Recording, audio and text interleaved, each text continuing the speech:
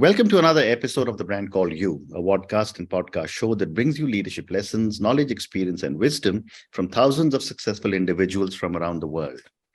I'm your host, Ashutosh Garg, and today I'm delighted to welcome a very accomplished entrepreneur professional from New Delhi, India, Smita Singhal. Smita, welcome to the show. Thank you and good morning. Smita is the founder and director of Absolute Water Private Limited. She has been awarded the Best Green Entrepreneur by Entrepreneurship India in 2020. She's also got Best Technological Innovation Foundation, which is one of the country's top water industry awards, and she's been recognized, felicitated, and awarded several times.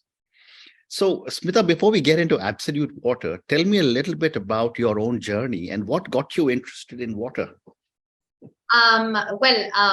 It's been, as you said, like a very interesting journey, and a very, I won't say a long-winded one, but it had its moments. But I mean, if you look at my education, it's basically I'm a commerce student, and I graduated from BCom as well. So in terms of what I started with Absolute Water, if one has to think, I have no technical skills, so to speak, while growing up.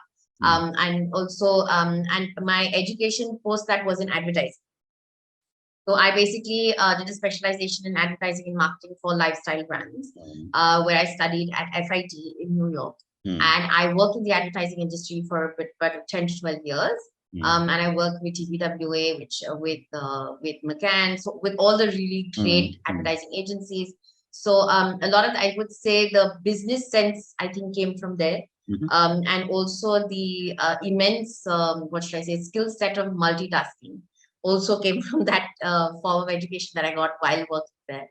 And then I basically quit advertising because I became a mom pretty early. And I was like, I want to be able to kind of jostle the two and, the crazy hours that we work. So kind of quit that and started another company called Indo-American Chemicals, which is basically I became a distributor for a company in the US, and they basically make specialized chemicals for various forms of for lubrication, for nylon yarn, for preservatives for food, and for cosmetics. So I became their sole distributor here in India. I did that for about 18 years. Was a successful leadership, but I think so much so that that company that I was selling for started their own company in India to distribute. Yeah. So that kind of then, automatically starts getting solved.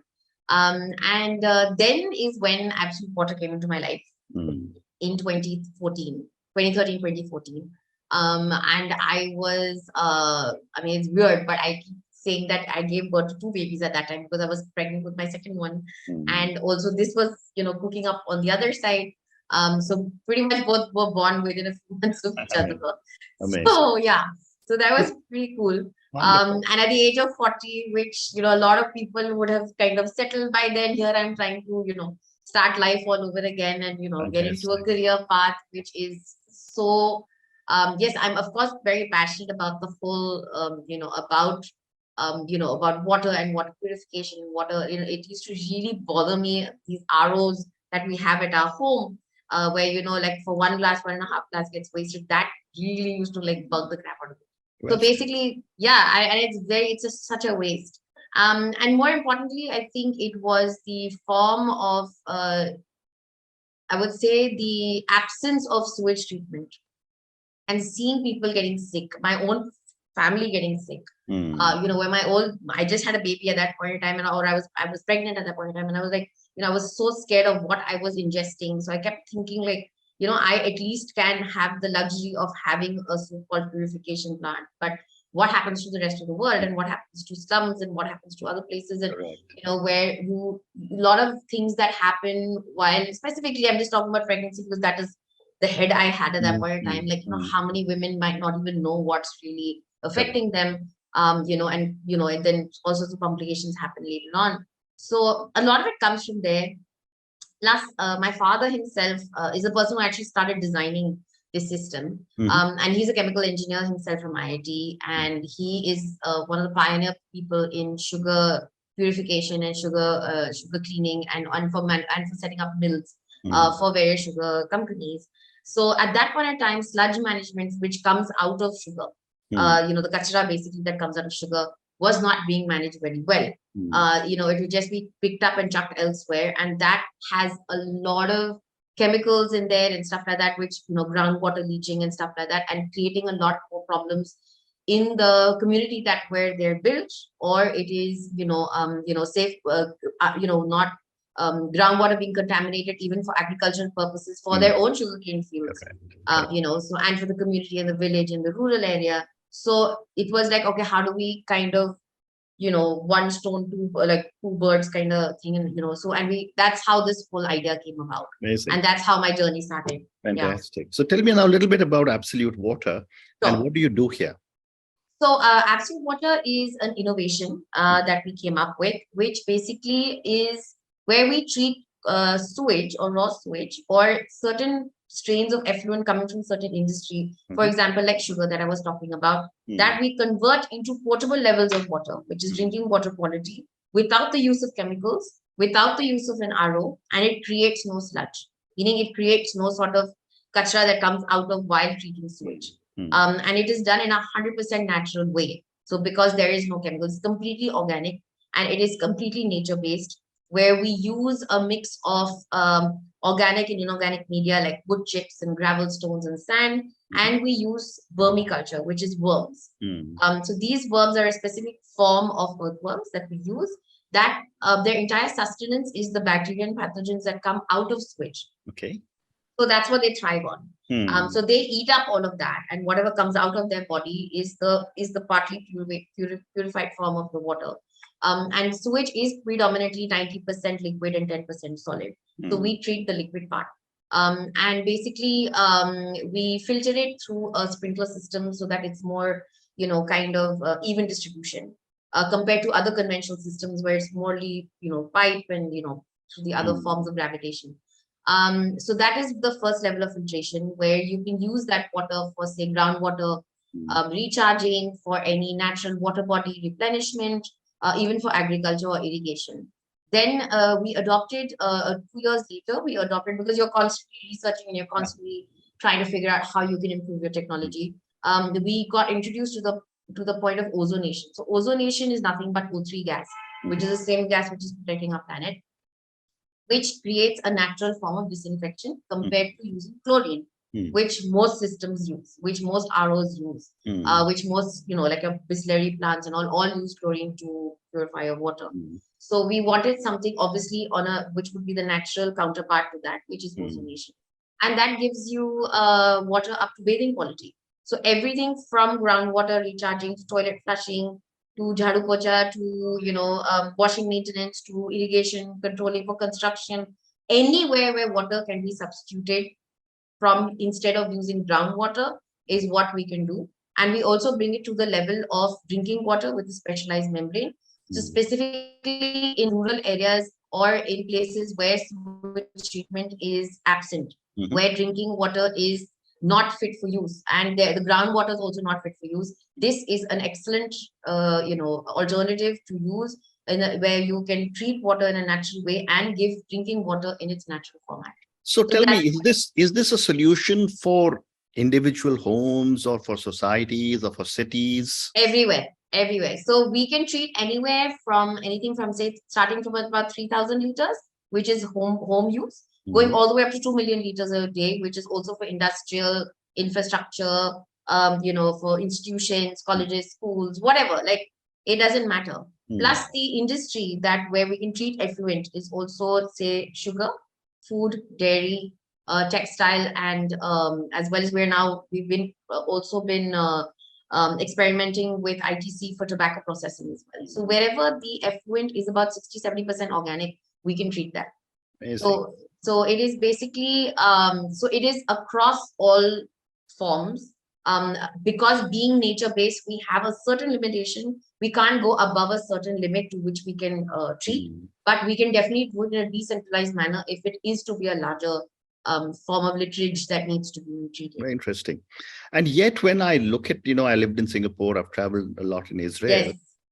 Countries like Singapore and Israel recycle all their water. Yes, they do. They do. Where are we in India? Nowhere close.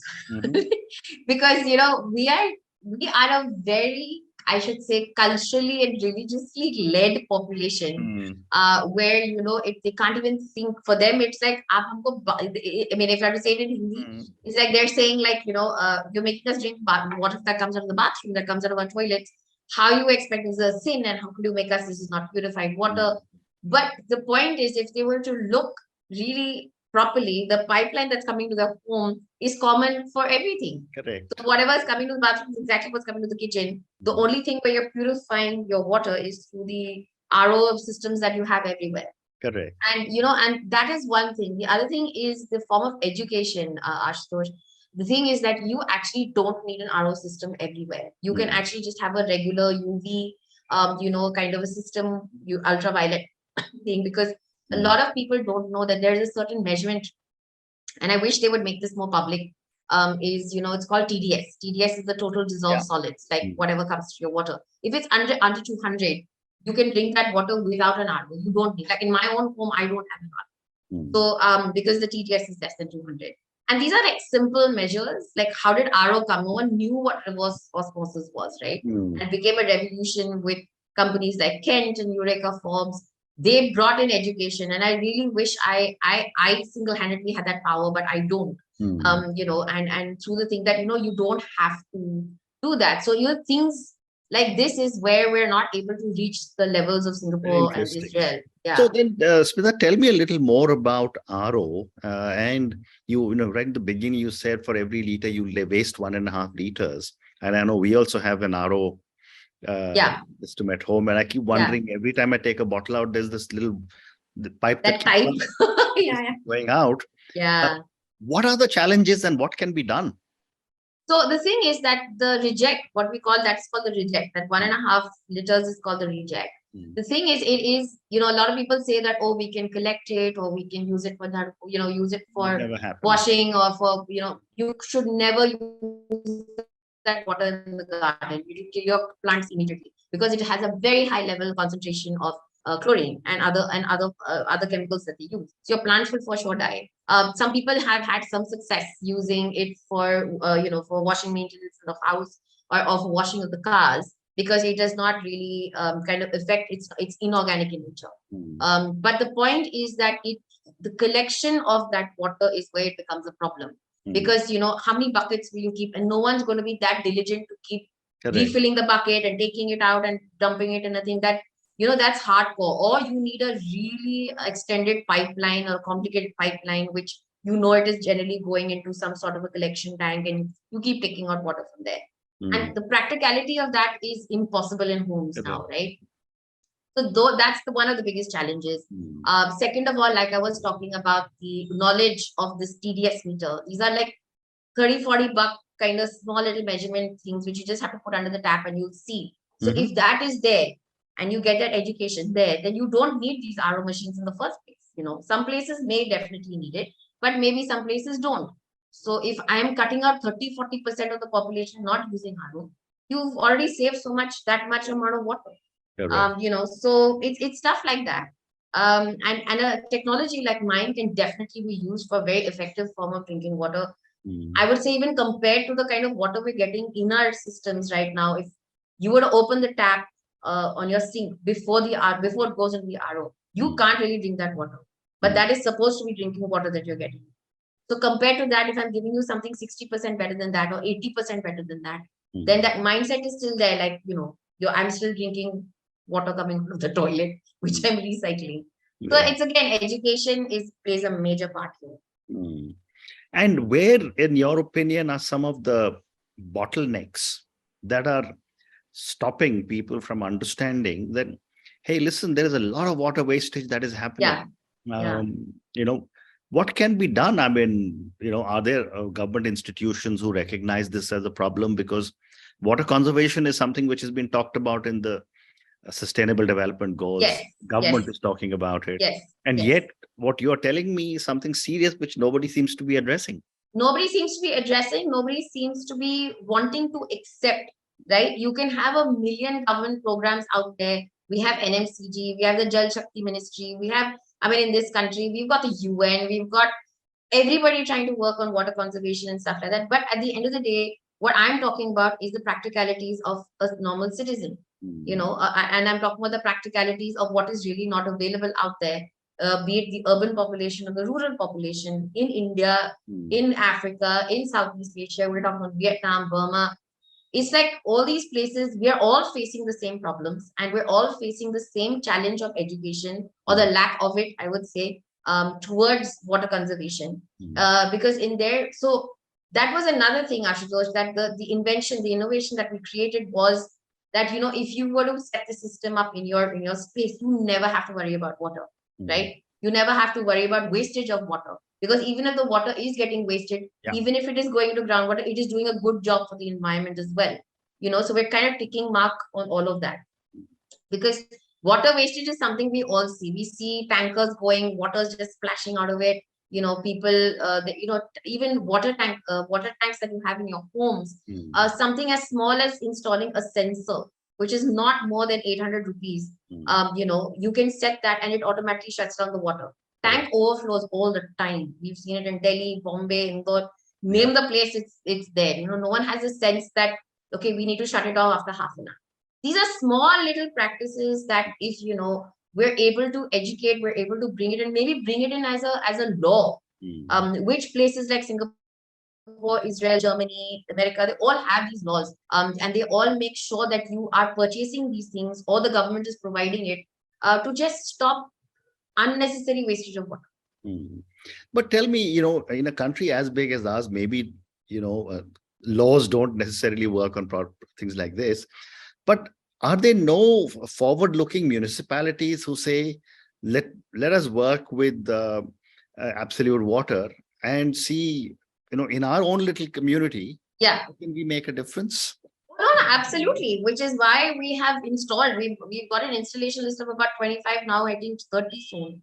And we've done it over the last 4.5 years.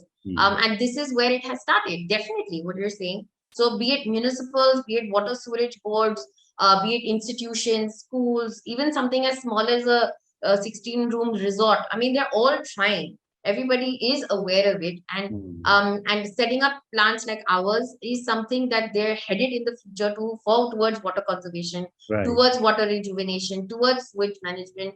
Kind of ticking all the boxes to keep them future-proof as far as water consumption is concerned. So yes, I mean, we've been successful in it. Otherwise, honestly, I don't think I would be sitting here with you right now. But the point is that yes, we've been pushing hard.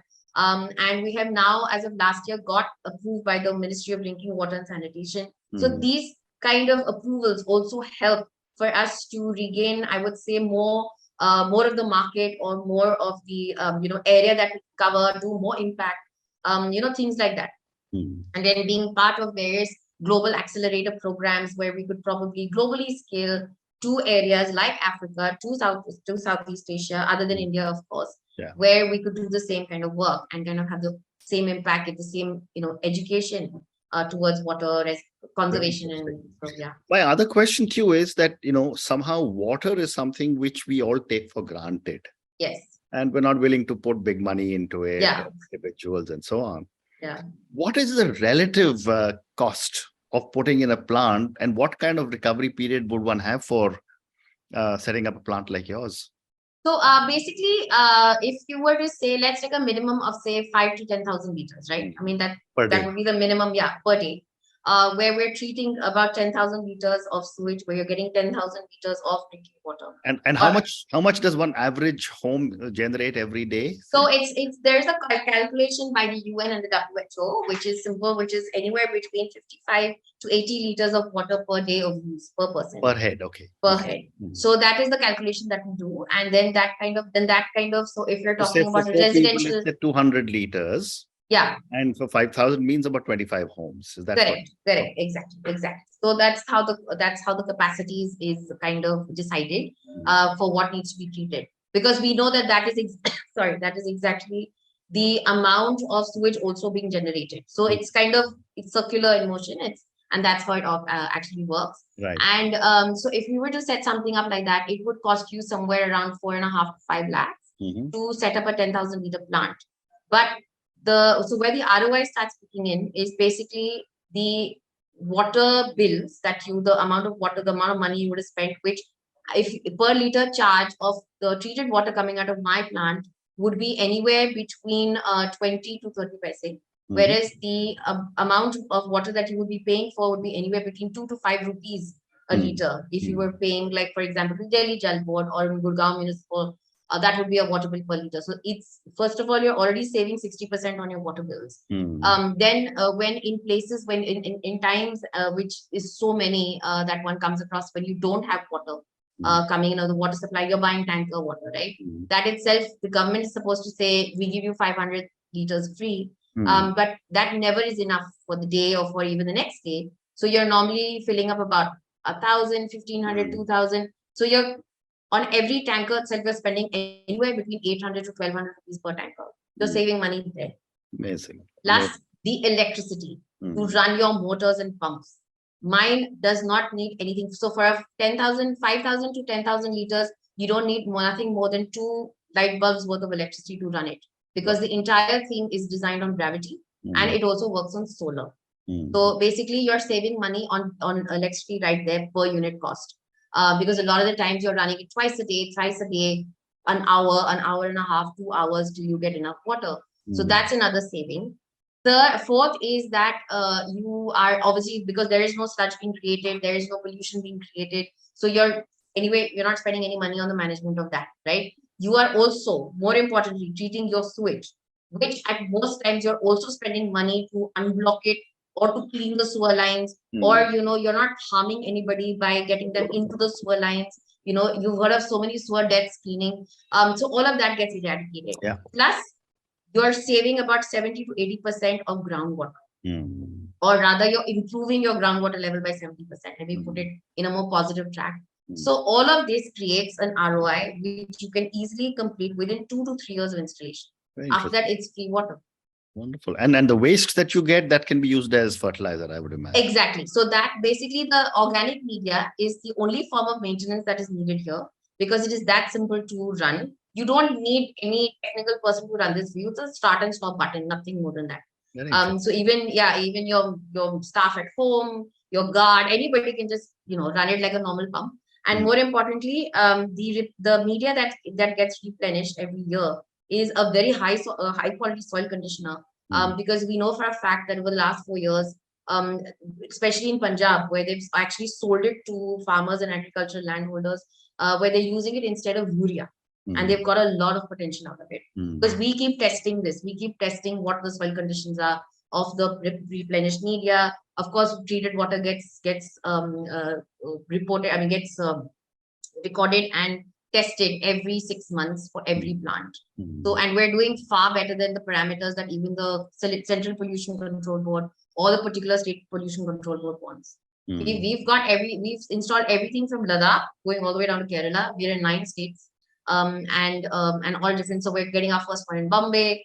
We've done 2 in Kerala. We've done 1 in Ladakh. We've done 5 in Punjab, 4 in Delhi. And various other places in Gujarat, Ahmedabad. So that also has been a learning to us, because having different kinds of topographies, different temperatures, we've been able to do it. So anything from say 2 degrees to 55 degrees, our plant runs smoothly and beautifully. Amazing. Smita, we now run out of time. So I just want to say thank you so much for speaking to me. Thank you. Thank you for talking to me about your own journey, about Absolute Water. Thank you. And thank you for educating me and so many of our viewers and listeners on how one can conserve water in our daily lives or every day in our homes by using something as simple as an installation from Absolute Water. Thank you again, and good luck to me. Thank you, Ashwin. Thank you for having me. Thank you. Bye-bye. Thank you for listening to the Brand Called You videocast and podcast, a platform that brings you knowledge, experience, and wisdom of hundreds of successful individuals from around the world. Do visit our website www.tbcy.in to watch and listen to the stories of many more individuals. You can also follow us on YouTube, Facebook, Instagram, and Twitter. Just search for the brand called You.